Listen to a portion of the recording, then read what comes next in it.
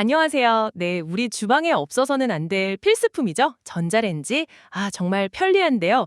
근데 이게 어떻게 그렇게 뭐랄까 순식간에 음식을 데우는지 혹시 깊게 생각해 보신 적 있으신가요? 그 속을 들여다보면요. 생각보다 훨씬 재미있는 과학이 숨어 있습니다. 오늘은 여러분께서 저희에게 공유해 주신 한 블로그 포스트 내용을 바탕으로요. 이 전자레인지가 어떻게 작동하는지, 특히 전기자기학 원리, 그중에서도 이 자기장 역할에 초점을 맞춰서 한번 깊이 파고들어 볼까 합니다. 네, 이번 시간을 통해서 전자레인지 뒤에 숨겨진 그 핵심 과학 원리, 그러니까 자기장이랑 전기장이 어떻게 서로 협력하는지 그걸 좀 명확하게 이해하는 걸 목표로 해보겠습니다. 자, 그럼 한번 자세히 들여다볼까요?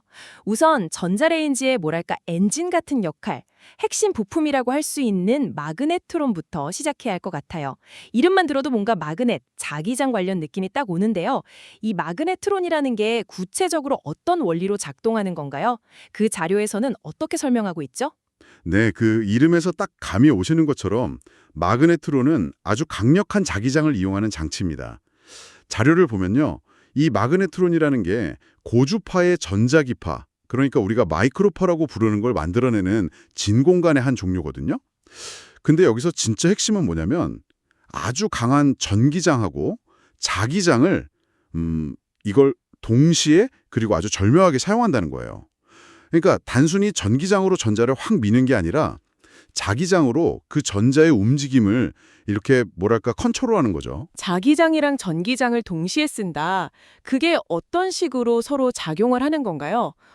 하나는 밀고 하나는 방향을 트는 그런 힘인가요? 이 음극이랑 양극 사이에 강한 전기장을 걸어주면 음극에서 나온 전자는 당연히 양극 쪽으로 확 빨려 들어가겠죠. 이게 이제 전기장의 역할, 그러니까 전자를 가속시키는 힘이고요. 근데 바로 그때 동시에 이 전자가 움직이는 공간 전체에다가 자기장을 수직 방향으로 아주 강하게 걸어주는 겁니다. 그러니까 전자가 앞으로 막 가려고 하는데 옆에서 자기장이라는 다른 힘이 딱 작용하는 거군요. 네, 바로 그겁니다. 우리가 보통 로렌츠 힘이라고 부르는 그 원리인데요. 자기장 속에서 움직이는 전자, 여기선 전자죠. 이 전자는 자기가 가려는 방향하고 수직인 방향으로 힘을 받게 돼요. 뭐랄까 마치 빠르게 직선으로 달리려는 자동차 핸들을 옆에서 확 꺾는 거랑 좀 비슷하다고 할 수 있겠네요. 그래서 전자가 양극으로 그냥 쭉 날아가지 못하고요. 이 자기장 때문에 경로가 이렇게 빙글빙글 휘어지게 되는 거죠. 지금 보고 있는 이 블로그 포스트에서도 바로 이 부분을 강조하고 있어요. 자기장이 전자의 직선 운동을 곡선 운동으로 바꾼다. 이렇게요. 전자가 직선이 아니라 곡선으로 움직인다. 근데 그게 마이크로파를 만드는 거랑은 어떤 관련이 있는 거죠? 그냥 에너지만 잃는 건 아닌가요? 네, 그거 아주 좋은 질문인데요. 전자가 그냥 휘기만 해서는 안 되고요. 마그네트론의 구조가 여기서 또 기가 막힌 역할을 합니다. 그 양극이 그냥 밋밋한 원통 모양이 아니에요. 자세히 보면 여러 개의 구멍 또는 공진기라고 부르는 빈 공간들이 이렇게 파여 있는 좀 특별한 구조거든요. 이 휘어진 경로를 따라서 움직이는 전자가 이 공진기들을 스쳐 지나가면서 마치 바람이 병입구를 지날 때 휭 하고 소리가 나는 것처럼요. 특정 주파수의 전자기파를 만들어내도록 유도하는 겁니다. 공진기요? 그건 또 어떤 역할을 하는 건가요? 혹시 뭐 악기의 울림통 같은 그런 건가요? 네, 정확한 비유입니다. 아주 좋아요. 각각의 공진기는 특정 주파수의 전자기파에만 짝 공명하도록 설계되어 있어요. 전자가 막 복잡한 궤도를 돌면서 에너지를 내놓을 때 이 공진기들이 마치 필터나 증폭기처럼 작용해서 우리가 필요한 주파수, 그러니까 전자레인지에서 쓰는 약 2.45GHz의 마이크로파만 딱 골라서 강력하게 증폭시키는 역할을 하는 거죠.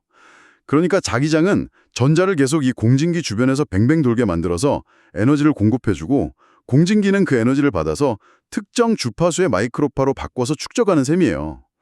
자료에서도 이 공진기의 역할을 언급하고 있고요. 자기장, 전기장, 그리고 이 공진구조, 이 셋의 협업을 통해서 고출력의 마이크로파가 아주 효율적으로 만들어진다고 설명하고 있습니다. 그렇군요. 와, 이거 진짜 정교한데요. 정리해보면, 전기장은 전자를 쏘아 올리고, 자기장은 그 전자가 똑바로 못 가게 방향을 틀어서 공진기 주변에 맴돌게 하고, 그리고 그 공진기는 뱅뱅 도는 전자의 에너지를 이용해서 특정 주파수 2.45GHz의 마이크로파로 바꿔서 증폭시킨다. 이런 거군요. 정말 대단한 설계네요. 그럼 이렇게 힘들게 만들어진 마이크로파는 이제 드디어 음식을 향해서 가는 건가요? 맞습니다. 마그네트론에서 생성된 이 강력한 2.45GHz 마이크로파는요. 그냥 막 퍼지는 게 아니라 도파관이라고 부르는 금속 통로가 있어요. 이 통로를 통해서 에너지 손실 거의 없이 조리실 내부로 안전하게 전달됩니다. 네, 이 도파관이 마이크로파를 원하는 방향으로 정확하게 안내하는 길 역할을 하는 거죠. 그리고 이제 마침내 조리실에 도착한 마이크로파가 음식하고 만나면서 우리가 아는 그 데우기 과정이 시작되는 겁니다. 아, 드디어 음식을 데우는 단계군요. 네. 이 마이크로파라는 전자기파가 음식을 대체 어떻게 뜨겁게 만드는 걸까요? 뭐 열선처럼 뜨거운 게 직접 닿는 것도 아니잖아요. 네, 여기서부터는 이제 마이크로파의 전기장 성분이 주인공으로 나섭니다. 아까 마그네트론에서는 자기장이 전자의 경로를 제어하는 데 핵심이었다면 이제 음식을 데울 때는 이 전기장이 아주 결정적인 역할을 해요. 특히 중요한 게 음식물 속에 아주 풍부하게 들어있는 물 분자, H2O와의 상호작용입니다. 물 분자요? 아, 역시 물이 핵심이네요. 전자레인지 돌려보면 유독 수분이 많은 음식이 더 빨리 데워지는 것 같던데 다 이유가 있었군요. 네, 맞습니다. 물 분자 구조를 보면 산소 원자 하나에 수소 원자 두 개가 이렇게 약간 비대칭적으로 붙어 있거든요. 이것 때문에 분자 전체는 전기적으로 중성이지만 산소 쪽은 약간 마이너스 전하를 띠고 수소 쪽은 약간 플러스 전하를 띠게 돼요. 마치 아주 작은 자석에 N극, S극이 있는 것처럼 전기적으로 플러스 극과 마이너스 극이 나뉘어 있는 거죠. 이런 분자를 우리가 전기 쌍극자라고 부릅니다. 전기적인 극성을 가진 작은 분자들. 네, 그럼 마이크로파의 그 전기장이 이 물 분자들한테는 어떤 영향을 주는 건가요? 마이크로파의 전기장은요, 그 방향이 1초에 무려 24억 5천만 번이나 바뀝니다. 2.45GHz라는 주파수가 바로 그 뜻이거든요. 이렇게 어마어마하게 빠르게 방향을 바꾸는 전기장 속에 전기 쌍극자인 물 분자가 놓이면 어떻게 될까요? 물 분자 역시 그 전기장의 변화에 따라서 방향을 맞추려고 끊임없이 회전하거나 제자리에서 막 진동하게 됩니다. 네, 분자의 플러스 극은 전기장의 마이너스 방향으로 끌리고 마이너스 극은 전기장의 플러스 방향으로 끌리면서 계속 방향을 바꾸려고 하는 거죠. 와, 1초에 24억 5천만 번이요? 그건 뭐 상상도 안 되는 속도인데요. 그럼 가만히 있던 물 분자들이 갑자기 그 속도로 막 회전하거나 진동하게 된다는 말씀이시죠? 바로 그겁니다. 수없이 많은 물 분자들이 이 초고속 진동 전기장에 반응해서 뭐랄까 제자리에서 아주 격렬하게 몸을 비트는 듯한 운동을 하게 되는 거예요. 여기서 진짜 중요한 포인트는 이 과정에서 분자들끼리 서로 막 밀고 당기고 부딪히면서 엄청난 마찰이 발생한다는 점입니다. 우리가 추울 때 손바닥을 막 비비면 열이 나잖아요. 그거랑 똑같은 원리예요. 분자 수준에서 일어나는 이 격렬한 마찰이 곧 열에너지로 바뀌는 겁니다. 아, 분자들의 마찰열이었군요. 그 수많은 물 분자들이 동시에 그렇게 빠르게 움직이면서 막 서로 부딪히니까 당연히 뜨거워질 수밖에 없겠네요. 네, 맞아요. 이 현상을 전문 용어로는 유전가열, 다이엘렉트릭 히팅이라고 부릅니다. 마이크로파의 전기장이 유전체, 그러니까 물 같은 절연체 내부에 있는 극성 분자를 직접 진동시켜서 열을 발생시키는 방식인 거죠. 이 유전가열 방식의 특징이 뭐냐면 마이크로파가 음식물 내부로 어느 정도 깊숙이 침투할 수 있거든요. 그래서 표면뿐만 아니라 내부의 물 분자들도 동시에 가열할 수 있다는 장점이 있어요. 오븐처럼 겉에서부터 열이 전달되는 방식하고는 좀 다르죠. 그래서 속까지 비교적 빨리 데울 수 있는 거고요. 물론 뭐 침투 깊이의 한계는 있어서 아주 두꺼운 음식의 중심부는 잘 안 데워지는 경우도 있긴 합니다만. 아, 여기가 진짜 흥미로운 지점이네요. 그러니까 전자레인지 작동 원리를 정리해보면 크게 두 단계로 딱 나눌 수 있겠어요? 첫 번째, 마그네트론에서는 자기장이 전자의 궤도를 휘게 만들어서 마이크로파라는 전자기파를 만들어내는 역할을 하고, 두 번째, 그렇게 만들어진 마이크로파가 음식에 도달하면 이번엔 그 파동의 전기장 성분이 음식 속 물 분자를 초고속으로 막 흔들어서 마찰열, 즉 유전 가열을 일으켜서 음식을 데운다. 와, 자기장이랑 전기장이 진짜 무슨 이어달리기 선수처럼 각자 단계에서 결정적인 역할을 하는 거네요. 네, 맞습니다. 바로 그 구분이 이 현상을 이해하는 데 아주 핵심적입니다. 생성 단계에서는 자기장의 역할이 두드러지고 가열 단계에서는 전기장의 역할이 주인공인 거죠. 전체 과정을 다시 한번 정리해보면 이렇습니다. 첫째, 마그네트론에서 자기장과 전기장의 상호작용, 그리고 공진구조를 통해 제어된 전자운동으로 2.45GHz의 마이크로파, 전자기파를 생성한다. 둘째, 생성된 마이크로파는 도파관을 통해 조리실로 유도되어 음식물에 쪼여진다. 셋째, 마이크로파의 전기장 성분이 음식 속 극성 분자, 주로 물 분자를 초당 24억 5천만 번 진동시키거나 회전시킨다. 넷째, 이 격렬한 분자 운동으로 인한 마찰이 열을 발생시켜 음식을 내부에서부터 가열한다. 이게 바로 유전 가열이죠. 이것이 저희가 살펴본 블로그 자료에서도 강조하고 있는 핵심 내용이고요. 그 자료에 인용된 다른 설명들도 다 비슷한 맥락입니다.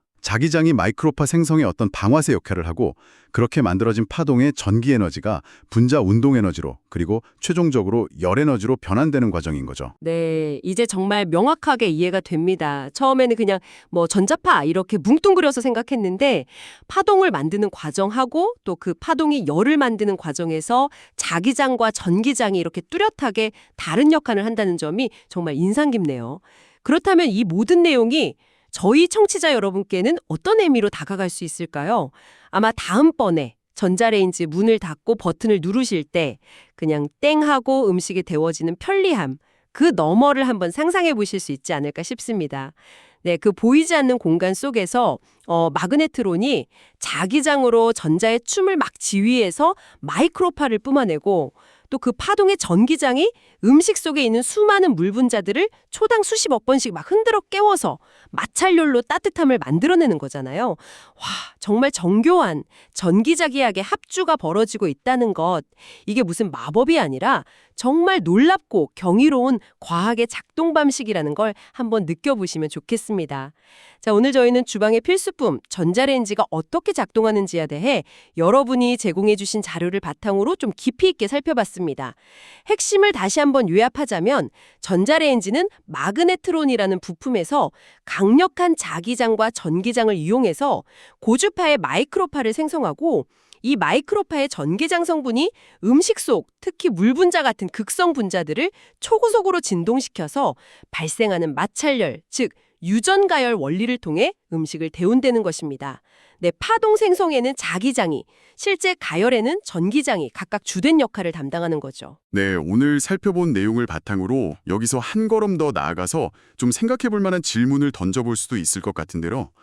우리는 마이크로파가 특히 물 분자를 아주 효과적으로 진동시켜서 가열한다는 점에 주목했잖아요.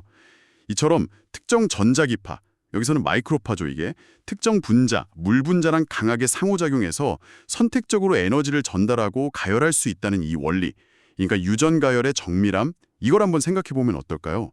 이 원리가 단순히 음식물을 데우는 것 외에 예를 들면 특정 화학물질만 아주 정밀하게 가열해야 하는 어떤 합성 공정이라든지 아니면 의료 분야에서 특정 조직에만 열을 전달해야 하는 치료법 같은 거요.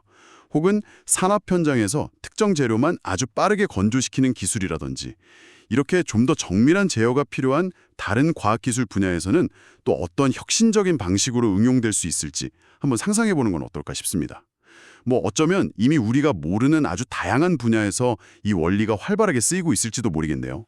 네, 와, 정말 흥미로운 확장 질문이네요. 특정 대상만 딱 골라서 에너지를 전달하는 기술이라니. 그 응용 가능성을 생각해 보니까 정말 무궁무진할 것 같습니다. 어쩌면 미래에는 훨씬 더 정교한 방식으로 이 원리가 우리 삶을 또 바꿔놓을지도 모르겠다는 생각이 드네요. 오늘 저희와 함께 이 전자레인지 속 전기자기학의 세계를 탐험해 주신 청취자 여러분, 진심으로 감사드립니다. 다음에 또 흥미로운 지식 탐험으로 여러분을 찾아뵙겠습니다.